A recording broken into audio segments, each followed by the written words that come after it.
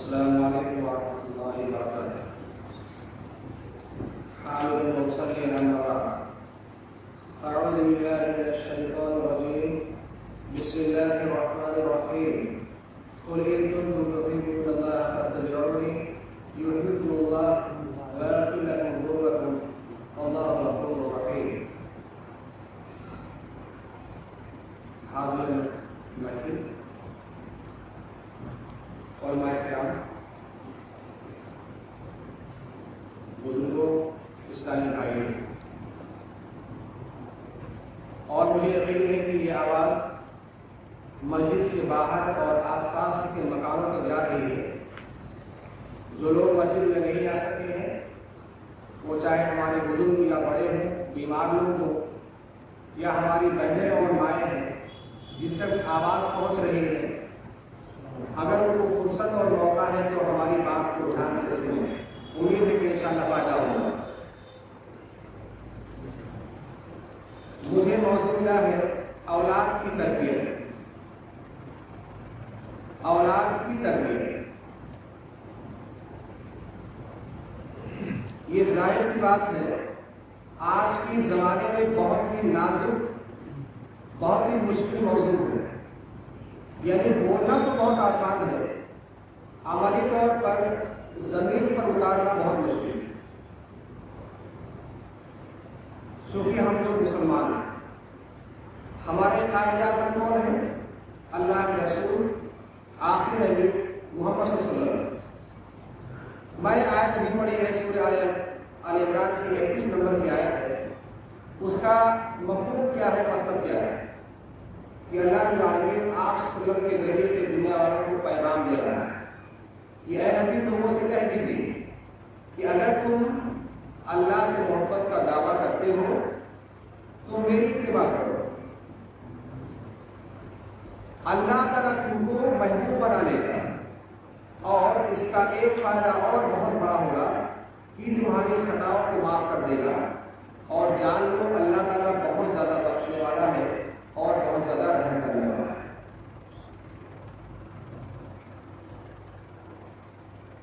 موضوع ہے اولاد کی تربیت۔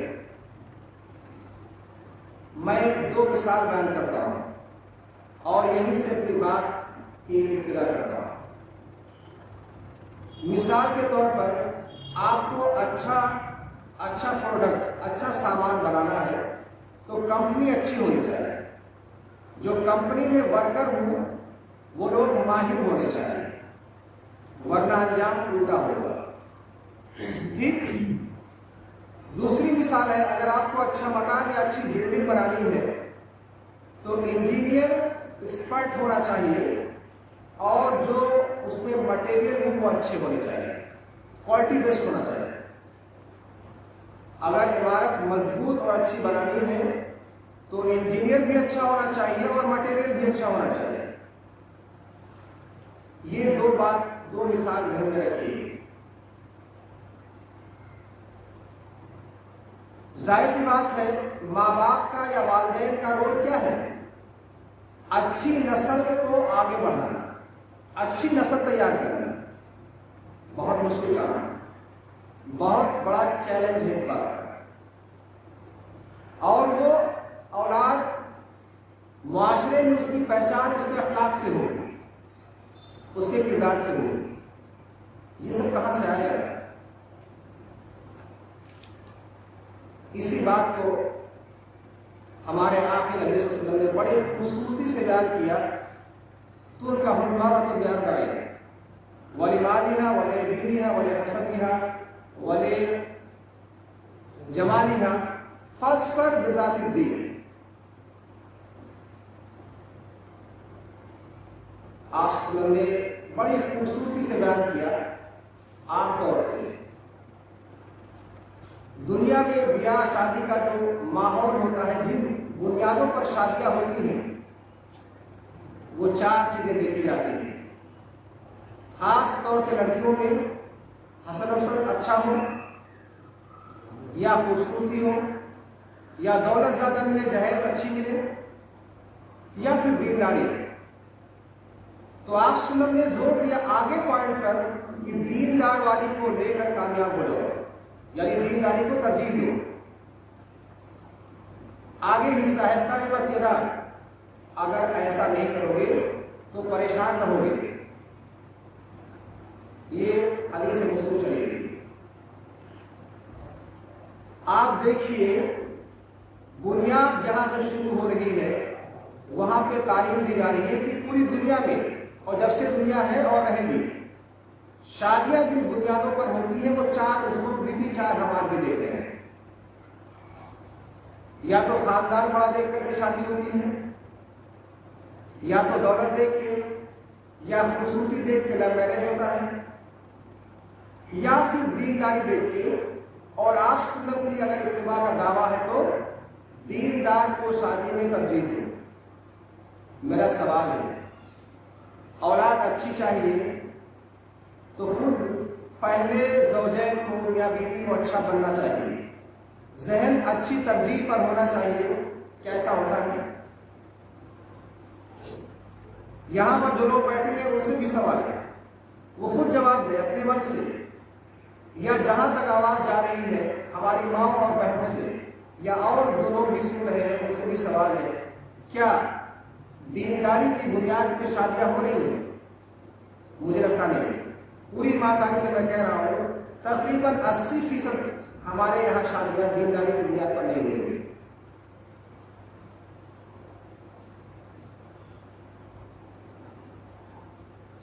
جب ہماری فیکٹری کا سسٹم ہی خراب ہوگا تو پروڈکٹ اچھا کیسے ہوگا؟ ہماری نیت ہی بدنیت ہوگی تو آگے انجام کیسا ہوگا؟ یہ پہلا ہی پوائنٹ اس کا پورے موضوع کا 80% ہے۔ ابھی معاشرہ کھڑا ہونا شروع ہوا ہے، آگے زندگی بڑھے گی، اولاد ہوگی، پھر اور آگے اولاد بڑھے گی، نسلیں چلیں گی۔ یہی پہلا پوائنٹ ہے کہ ہم تیار کتنے ہیں۔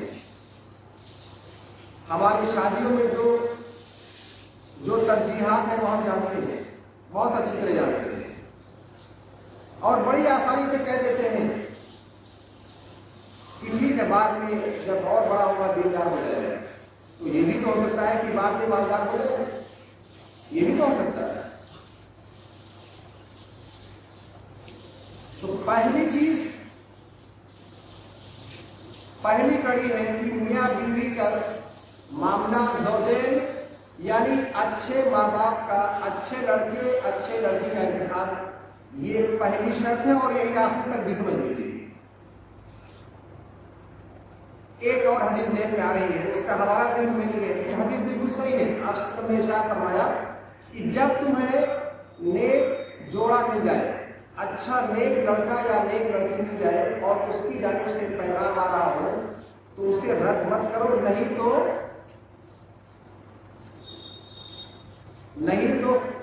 تو فتنہ ہوگا۔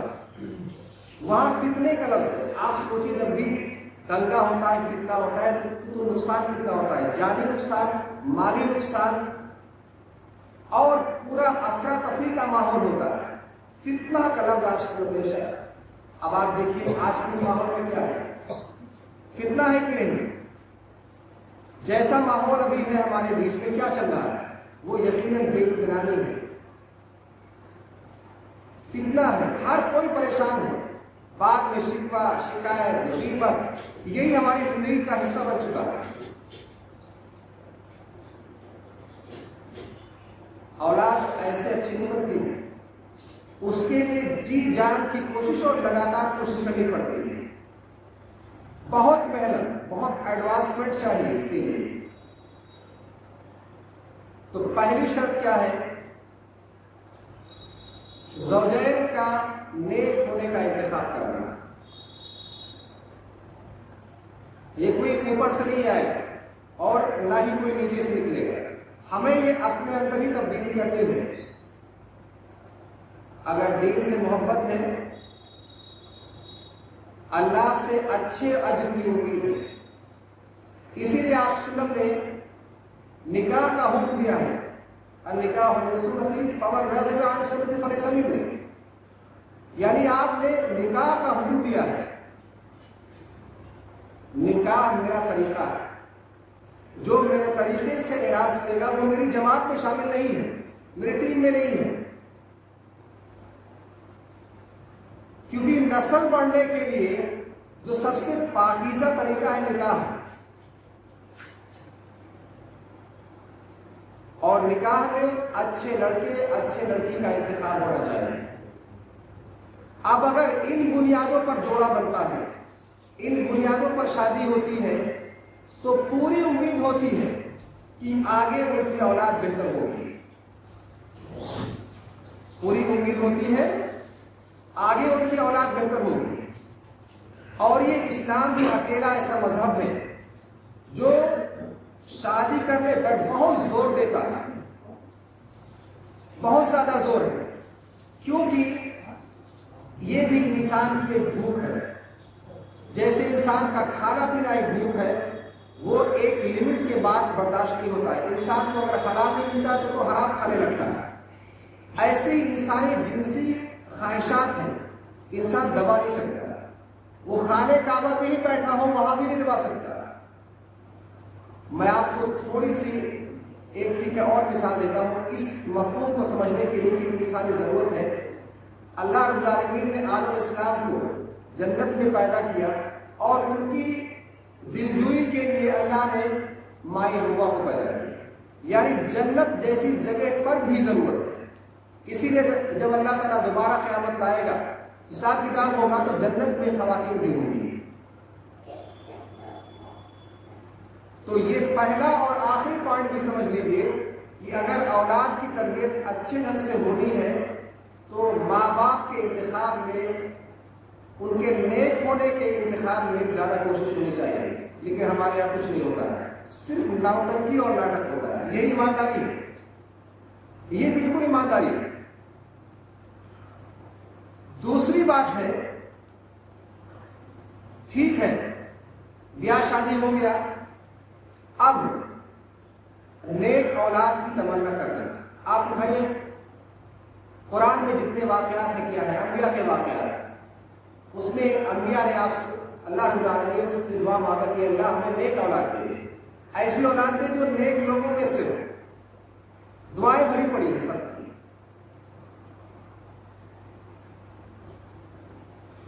یعنی میاں بیوی اگر اچھے ہیں، وہ تہجد پڑھتے ہیں یا اچھا ذہن رکھتے ہیں، ایماندار ہیں،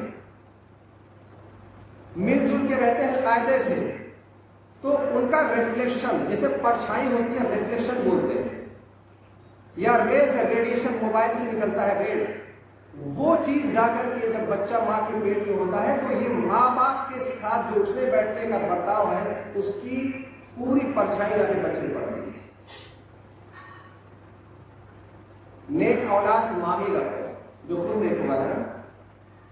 ایسا تو نہیں ہو سکتا نا کہ آدمی حرام کھائے، غلط کرے، گٹکا کھائے، دنیا بھر کی خرافات میں رہے اور وہ دعا بھی مانگے. کوئی ویلو نہیں اس دعا کی.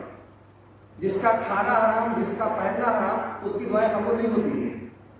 پتہ چلا کہ کچھ بھی آگے مانگنے کے لیے ہمیں پہلے تیاری کیسی کی، ہمارے پیٹ میں کیا ہے، ہمارے بدن پر کیا ہے، یہ پہلے طے کرے گا کہ آگے کیا ہونے والا ہے. تو نیک اولاد مانگے گا کون؟ جس کے اندر اتنا کلیجہ ہوگا کہ وہ گناہوں سے اپنے آپ کو بچا سکے، جو حرام چیزوں سے اپنے آپ کو بچا سکے، جو ظلم سے اور آج کی بہت سی فحاشی سے اپنے آپ کو الگ کر سکے. وہی انسان نیک اولاد بھی چاہیے.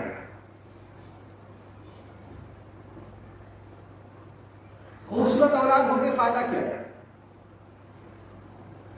اولاد نیک ہو کے فائدہ ہے کہ وہ جنت جانے تک بھی سہارا بن جائے.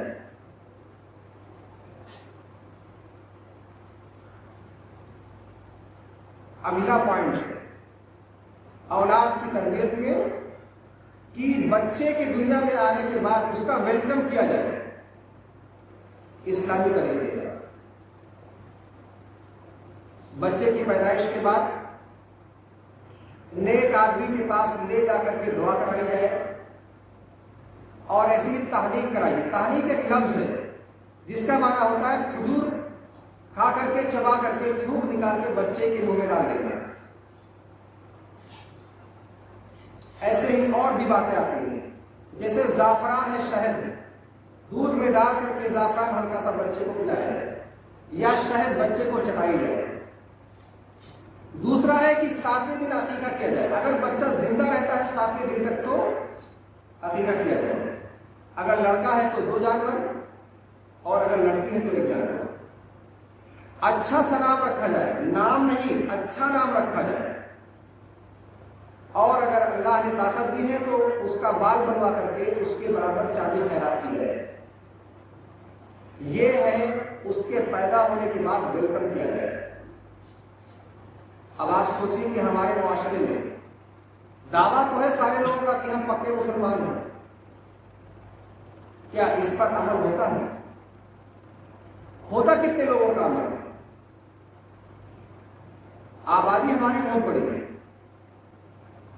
ہمارے یہاں مالداری بھی بہت ہے، بہت باشعور لوگ ہیں، لیکن کیا آپ سنم کے ان احکامات پہ عمل ہوتا ہے اور کتنا ہوتا ہے؟ کہیں ایسا تو نہیں ان پر عمل نہ ہو کہ دوسرے پہ عمل ہوتا ہے؟ بچہ پیدا ہوا تو ٹھیک پٹاخے وٹاخے، یا اور دوسری جو رسمیں ہیں دوسری قوموں میں جیسے چھٹی ہے یا 40واں ہے یا اور بھی رواج ہو سکتے ہیں، کیا وہ سارے ہو رہے ہیں؟ بچہ پیدا ہوا ہے لیکن وہ اثرات پہنچتے ہیں بچے تک۔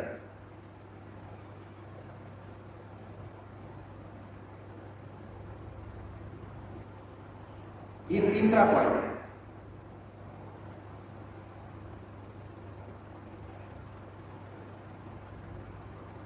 اس کے بعد اولاد کی تربیت، بچہ آ گیا گھر میں،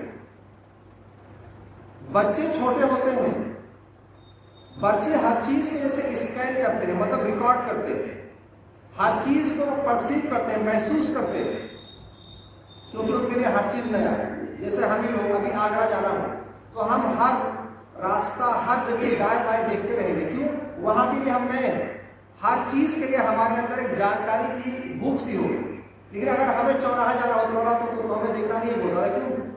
بہت بار جا چکے ہیں۔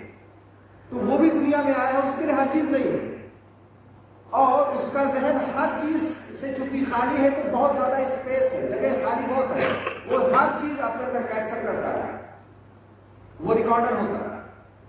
اب آپ کے گھر کا ماحول کیا ہے؟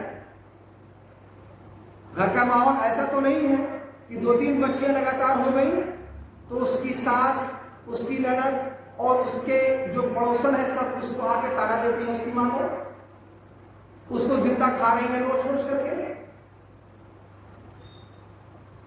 جبکہ میڈیکلی یہ پروف ہے کہ لڑکا پیدا ہو یا لڑکی پیدا ہو پوری ذمہ داری مرد کی ہے، اس کے لڑکا بننے میں یا لڑکی ہونے میں 100% ذمہ داری مرد کی ہے۔ عورت کا رول ہے پرورش کرنا، 100% ذمہ داری میل کی ہے، مرد کی ہوگی، لیکن پورا تانا اس کی ذمہ ہوگا، یہاں تک اس کا شوہر بھی پریشان اس کو کرتا ہے۔ یعنی اس ایسے سے ماحول، اتنے بھیانک ماحول ہے ہمارے سماج کے۔ اب اس میں کیا اولاد کی بڑی اچھی تربیت ہوئی؟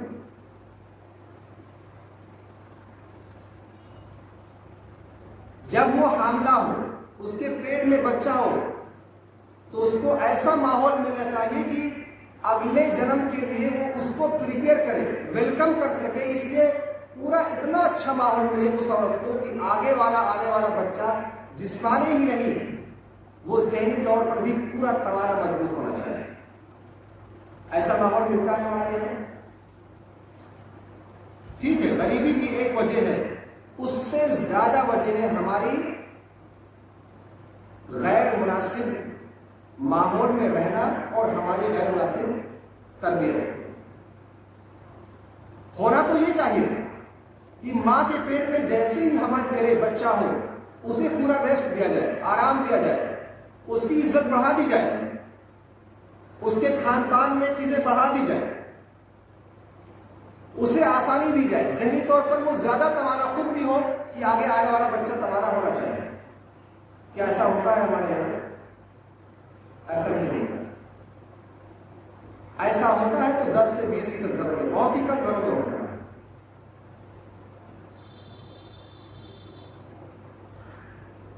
لیکن جو لوگ نیک ہوتے ہیں یا اس بات کی آرزو رکھتے ہیں کہ نیک ماحول بنے، تو ذمہ داری پہلی ہے کہ خود کوشش کرنا ہوگی، خود کے لیے ہر وقت اس کے لیے تیار رہنا ہوگا، ہر وقت اس کے لیے محنت کرنی ہوگی، سوچنا پڑے گا اور گھر کا ماحول اچھا بنانا پڑے گا۔ جب گھر کا ماحول اچھا بنائیں گے اور وہ گھر کا ماحول اگلی نسل، اس سے اگلی نسل، یہ جتنے نسلوں میں اچھا ماحول منتقل ہوگا، اس اچھے ماحول بنانے والے کو کبھی نیکی ملتی رہے گی۔ والدین کا کام ہے بچوں کے بیچ میں انصاف ہو، بچوں کے درمیان انصاف ہونا چاہیے۔ ایسا نہیں کہ ہاں لڑکا ہے لڑکی ہے تو ٹھیک ہے، لڑکا زیادہ قیمتی ہے لڑکی نہیں، یا ایک گورا ہے کالا ہے تو نہیں، جو گورا والا ہے وہی اچھا ہے۔ انصاف ہونا چاہیے۔ انصاف ہوتا ہے ہمارے یہاں۔ ابو لہب بہت گورا تھا، لہب مانے ہوتا ہے چنگاری، شعلہ، لیکن انجام کیا ہوا؟ اور بلال حافظ بنا ہوا، بالکل ان کا رنگ کیسا تھا؟ کالے تھے، سیاہ تھے، لیکن ان کا دل، ان کا دماغ روشن تھا۔ انجام کیا ہوا؟ بچوں کو بچپن سے ہی اچھی عادت سکھائی جائے۔ یہ والدین کے اوپر ڈیپینڈ کرتا ہے۔ بچے کو پہلا کلمہ کیا سکھاتے ہیں؟ ارے اماں ابا تو بولے گا ہی، اماں ابا کو نہیں بولتا، اس کو اللہ سکھاتے ہیں، لا الہ الا اللہ سکھاتے ہیں، یا ایسے الفاظ جن کے بولنے میں نیکی ہے، یا کوئی گانا سکھاتے ہیں، گانے سکھاتے ہیں۔ بچوں کو عقیدہ سکھایا جائے، بچپن سے سکھایا جائے۔ عقیدہ، اسلام، ایمان کے ارکان کتنے ہیں؟ یہاں جو لوگ بیٹھے ہیں یا جہاں تک آواز جا رہی ہے، اگر پوچھ لیا جائے کہ ایمان کے ارکان کتنے ہیں اور اسلام کے ارکان کتنے ہیں، کون کون ہے بتائیے، تو مجھے لگتا ہے پھنس جائیں گے، آدھے سے زیادہ لوگ پھنس جائیں گے۔ جبکہ ہم بڑے ہیں، ذمہ دار ہیں، ہمیں معاشرے کو گائیڈ کرنا ہے، ہم اچھے والدین بننا چاہتے ہیں اور ہم ہی پنکچر ہیں، ہم پیدل ہیں، تو دوسرے کو آگے نہیں بڑھا سکتے۔ دوسرے کو آگے بڑھانے کے لیے ہمیشہ ایڈوانس ہونا ہے، اور ایمان کی ویلیو آپ سمجھ لیجیے۔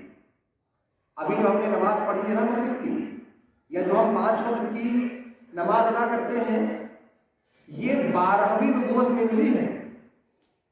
12ویں یعنی آپ سلم کی پوری زندگی کتنی ہے؟ 23 سال، 12 دنا 24 سال۔ یہ روزہ، نماز، حج، زکات، بیاہ، شادی، مسائل، تجارت، یہ سب چیزیں بعد میں آئی ہیں، ایمان پہلے دن سے ہے۔ ایمان کے 6 ارکان ہیں، اور 6 ارکان کو سمجھانے کے لیے گویا اللہ تعالیٰ نے آپ سلم کو 12 سال تقریباً موقع دیا مکے والوں کو سمجھانے کے لیے۔ ایمان کو سمجھنا، اس چیز کو دل میں اتنا اتارنا کہ پوری زمین پہ اتر جائے، آپ کی عادت میں وہ چیز شامل ہو جائے، یہ مشکل نہیں، بہت مشکل کام ہے، بہت مشکل کام ہے۔ آپ نمازیں پڑھیں گے کس کے لیے؟ آپ نمازیں پڑھیں گے کس کے طریقے پر؟ روزہ رکھیں گے کس کے لیے؟ عبادتیں کریں گے کس کے لیے؟ یہ پوری طرح آپ کے من میں طے ہونا چاہیے، اور یہ بات بچے کے دل میں اتارنا ہے کہ سب چیزوں کا مالک وہ نفع ہو، جتنی بھی چیزیں نفع کی ہیں، زیادہ سے زیادہ نفع ہو یا کم سے کم نفع، سارے نفع کا مالک اللہ تعالیٰ ہے۔ ایک ذرہ بھی نفع کوئی نہیں پہنچا سکتا۔ ایسے ہی نقصان میں بڑا نقصان ہو یا چھوٹا، سارے نقصان یا تکلیفیں اللہ کی مرضی کے بغیر انسان کو نہیں آ سکتی۔ بالکل اسی مفہوم کہ آپ وسلم کی ایک بہت مشہور حدیث ہے کہ آپ وسلم نے ایک غلام کو، بچے کو سمجھایا کہ تم اللہ کی حفاظت کرو، اللہ تمہاری حفاظت کرے گا۔ مطلب کیا ہے؟ تم اللہ کے احکام کی حفاظت کرو، تم اللہ کے دین کی حفاظت کرو، اللہ تعالیٰ تمہاری حفاظت کرے گا۔ تمہیں کچھ بھی مانگنا ہو، سوال کرنا ہو تو اللہ سے سوال کرو۔ اور بچے سن لو، اور بھی اس میں الفاظ ہیں، اور بچے سن لو، اگر پوری دنیا مل کر کے بھی تم کو نقصان پہنچانے پہ اتر آئے تو نقصان نہیں پہنچا سکتی ہے، صرف اتنا ہی جو اللہ نے پہلے ہی لکھ رکھا ہے۔ اور اگر پوری دنیا مل کر کے بھلائی پہنچانے پہ آمادہ ہو جائے تو نہیں پہنچا سکتی ہے مگر اتنا جو اللہ نے لکھ دیا ہے۔ یعنی اللہ کی مرضی کے خلاف پوری دنیا مل کر کے بھی آپ کو ایک ذرہ فائدہ یا ایک ذرہ نقصان نہیں پہنچا سکتی ہے۔ یعنی پوری امیدیں کس سے ہونی چاہیے؟ اللہ سے ہونی چاہیے۔ نفع نقصان کے جو بھی طریقے ہیں، جو اللہ کا حق ہے، صرف اسی سے مانگا جائے۔ یہ منطق بھی ہے، یہی اصلی عقل مندی بھی ہے۔ تو بچے کو عقیدہ سکھایا ہے۔ تو بچے کی تربیت 2-3 جگہوں پر ہوتی ہے۔ ایک تو گھر میں ہوتی ہے، اور گھر میں ماں کی گود بچے کا پہلا مدرسہ کہا جاتا ہے۔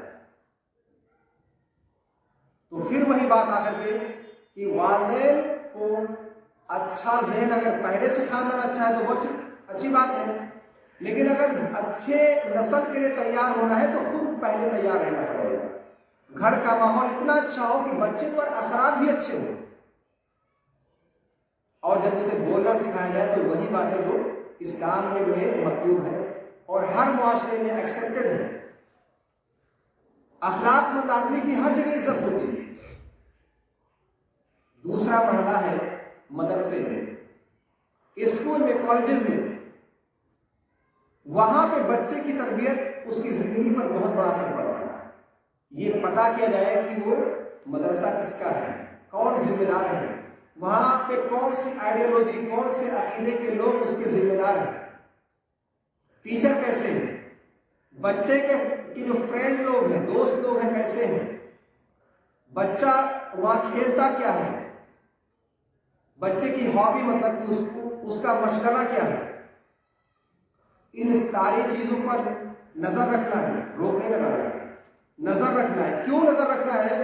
بچے کے اندر جتنی جستجو ہے اس کو ابھارنا ہے، دبانا کبھی نہیں۔ اور جتنے معاشرے میں پھیلی ہوئی یا جتنے وہاں پہ کالجز میں بری عادتیں ہیں اس سے ہٹا کر کے اچھے میں ڈالنا، صرف اس کا راستہ چینج کرنا، الٹرنیٹو روٹ دینا ہے۔ اس کو روکنا نہیں ہے، اس کو باندھ کے رکھنا نہیں ہے، آپ کو اس کے اندر جو خوبیاں ہیں، ٹیلنٹ ہے، اس کو آگے بڑھانا ہے۔ ہر چیز اللہ نے دنیا میں اتاری ہے، اچھائی اور بری لگ بھگ ایک ہی ساتھ چل رہی ہے۔ یا تو آپ اچھائی پہ ہیں یا تو آپ برائی پہ ہیں۔ تو ایسے ہی دنیا میں ہر چیز کے لیے الٹرنیٹو ہے، اس کا یعنی ایک دوسرا بدل موجود ہے۔ تو بچے کے ٹیلنٹ کو ابھارنا ہے، دبانا نہیں۔ والدین کو بچے کے ساتھ وقت گزارنا ہے، کیونکہ وہی اس کی قیمتی چیز ہے۔ آج دیکھیں معاملہ کیا ہے، میں نے ایسے 2-3 واقعے سنے ہیں، بلکہ اس سے زیادہ واقعے سنے ہیں۔ کیا کہ آپ چاہتے ہیں والدین کہ اپنی زندگی میں اپنے بچے کو حصہ دے جائیں۔ واہ بھائی، کمال ہے۔ اپنی زندگی میں والدین اپنے اولاد کو حصہ دے جائیں، جو ان کی جائیداد ہے، کھیت ہے یا باقی چیزیں ہیں، دکان ہے، مکان ہے۔ یعنی اتنا ڈر ہے آپ کو کہ آپ کی اولاد آپ کی مرنے کے بعد ناانصاف ہو جائے گی۔ آپ نے ایسی اولاد پالی ہے، یقیناً اس میں وہی لوگ ہیں جو اپنی بہنوں کو ان کا حصہ نہیں دیتے، اس میں زیادہ تر وہی لوگ۔ یہ سوچنے کی جو فکر ہے یہ غلط ہے، میں اس کو غلط کہتا ہوں۔ کیوں غلط کہتا ہوں؟ پہلی بات تو میراث کا پورا عمل شروع ہوتا ہے انسان جو باپ ہے اس کے انتقال کے بعد، وہ پہلے نہیں ہو سکتا۔ دوسری بات، جب تک اس کی اولاد، باپ زندہ ہے، اولاد موجود ہے، لڑکا لڑکی کا حصہ ہمیشہ برابر ہوتا ہے، 1 روپیہ بھی آپ آگے پیچھے نہیں کر سکتے۔ جیسے بہت ہی مشہور حدیث ہے، راوی حدیث ہے نعمان بن بشیر رضی اللہ عنہ، بیان کرتے ہیں کہ ہمارے ابا نے ہم کو یہ غلام تحفے میں دے دیے، تو ہماری ماں نے اس پر اعتراض کیا۔ انہوں نے کہا جب تک آپ صلی اللہ علیہ وسلم کو آپ گواہ نہیں بنائیں گے ہم راضی نہیں ہوں گے۔ خیر ماجرا ہوا کہ لوگ گئے آپ صلی اللہ علیہ وسلم کے پاس اور آپ صلی اللہ علیہ وسلم سے بیان کیا گیا کہ ہم نے ان کو غلام دیا ہے۔ تو آپ صلی اللہ علیہ وسلم نے پوچھا کیا باقی بچوں کو بھی دیا ہے؟ تو انکار میں جواب تھا کہ نہیں، باقی بچوں کو نہیں دیا. تو آپ وسلم نے کہا نہیں، لوٹا لو. ایک دوسری حدیث میں ہے کہ آپ وسلم نے بہت ہی زبردست جملہ استعمال کیا، میں کسی بھی ظلم پر گواہ نہیں بنتا. یہ ظلم ہے. سوچیے آپ وسلم اتنی بڑی بات پہ گواہ نہیں بنے اور آپ نے حکم کیا لوٹا لو. تو بچے کی ہابی پر، بچے کے مدرسے کی پوری زندگی پر پوری نگاہ ہونی چاہیے اور بچے کو آگے بڑھانے کی فکر ہمیشہ ہونی چاہیے. ایک اور آگے بات دیکھیں، بچہ پڑھ لکھ لے گیا، اگر لڑکی فارغ ہوگی پڑھ کر کے تو دماغ میں آتا ہے شادی کر دے، یا لڑکا پر وہ تھوڑا موڑا کمانے لگا یا اچھا کمانے لگا تو دماغ میں آتا ہے شادی کر دے. یہ نہیں ذہن میں آتا ہے کہ کیا اخلاق کی بھی تربیت ہوئی ہے. یہ کمانا شرط نہیں ہے اسلام میں، اگر اخلاق بالکل کوڑا ہے تو. ایسا بھی ہو سکتا ہے کہ آپ بچے پڑھ رہے ہو، گھر ٹھیک ٹھاک ہے، اچھی ان کی تربیت ہو چکی ہے، اخلاق اچھے ہیں، شادی کر دو. بہت زیادہ خرچہ نہیں آتا شادی کرنے میں، 2 روٹی پڑ جائے گی بس، اس سے زیادہ کچھ نہیں ہونے والا. جب ذہن میں اللہ کا احکام ہوگا، شیطان نہیں ہوگا. تو کبھی بھی اولاد کی شادی کے وقت یہ ذہن میں ہونا چاہیے کہ اخلاق کی بھی تربیت ہوئی ہے، کچھ بھی نہیں ہوئی ہے. کیونکہ جو اگلی نسل بنے گی، پروان چڑھے گی، اس کے لیے بھی پہلی سیڑھی یہی ہے. تو اولاد کی تربیت میں سب سے بڑی ذمہ داری ہے کہ میاں بیوی کیسے ہیں، والدین جو تیار ہو رہے ہیں باپ بننے کے لیے وہ کیسے ہیں. اور اگر اچھی نسل تیار کرنی ہے تو اچھی محنت اور لگاتار محنت ہونی چاہیے. آخری میں دعا ہے کہ اللہ رب العالمین ہم تمام لوگوں کو اولاد کی تربیت سے زیادہ خود اپنے اوپر کام کرنے کی توفیق دے. اگر ہم لوگ اپنے اوپر کام کریں گے انشاءاللہ تو اولاد خود بخود ٹھیک رہے گی انشاءاللہ. واقعہ